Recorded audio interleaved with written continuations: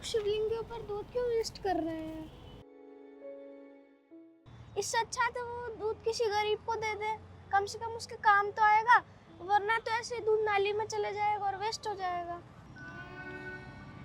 बेटा ऐसा नहीं बोलते। हर भगवान जी को हमसे कुछ भी नहीं चाहिए, ये सब हमारी श्रद्धा है, एक समर्पण की घटना जिससे शिव जी ने पूरे विश्व को बचाया था।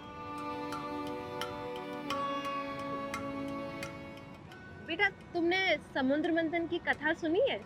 नहीं मम्मी।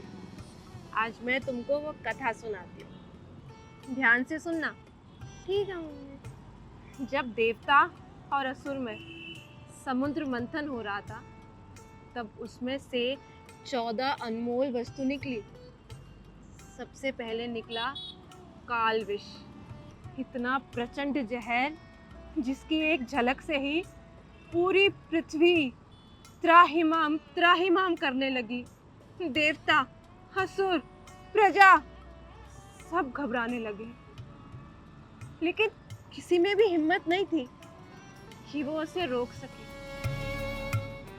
तब शिव भगवान जी ने बिना कुछ सोचे समझे उस विष को पीने का निर्णय किया और उन्होंने उस हलाहल विष को तुरंत अपने कंठ में उतार लिया।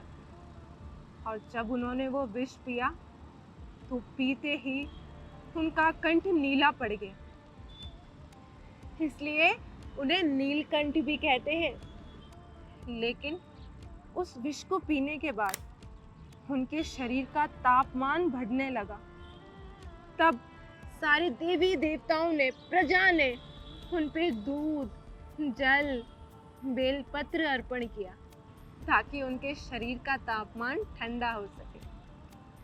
हाँ, तुम्हें पता है, जब हम मंदिर जाते हैं, भगवान जी पे जल चढ़ाते हैं, दूध चढ़ाते हैं, तब हम उनकी सिर्फ पूजा नहीं कर रहे होते, हम उनके उस बलिदान को याद कर रहे होते, उस तपस्या को याद कर रहे होते हैं जो उन्होंने हमें बचाने के लिए की। उन्होंने अपने बारे में एक क्षण भी नहीं सोचा। ऐसे हैं हमारे शिव जी। अब बेटा मुझे एक बात बताओ, हम किसी बड़े बड़े रेस्टोरेंट में जाते हैं, वहाँ हम खाना खाते हैं, तो हम वहाँ खाना छोड़ कर आते हैं, क्या वो बचा हुआ खाना हम भिखारियों को देते हैं? नहीं मम्मी। तो जिन्होंने हमारे प्राण बचाए हैं और अपने प्राण के बारे में नहीं सोचा, तो हम उन पे कुछ भी अर्पण करने से पहले क्यों सोचते हैं? हमें ये सोचना चाहिए कि अगर आज हम जीवित हैं तो सिर्फ उन्हीं की देन है, उन्हीं की बनाई हुई ये सृष्टि है और उनको तो हम कुछ भी अर्पण कर दें, वो बिल्कुल सच्चे मन से स्वीकार करते हैं।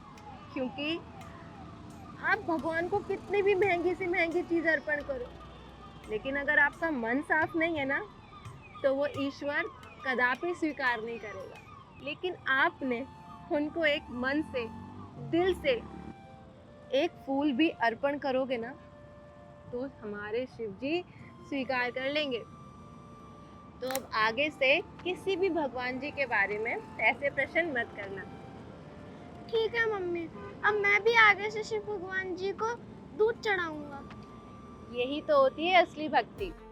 चलो हाथ जोड़ते हैं, बोलो हर हर महादेव।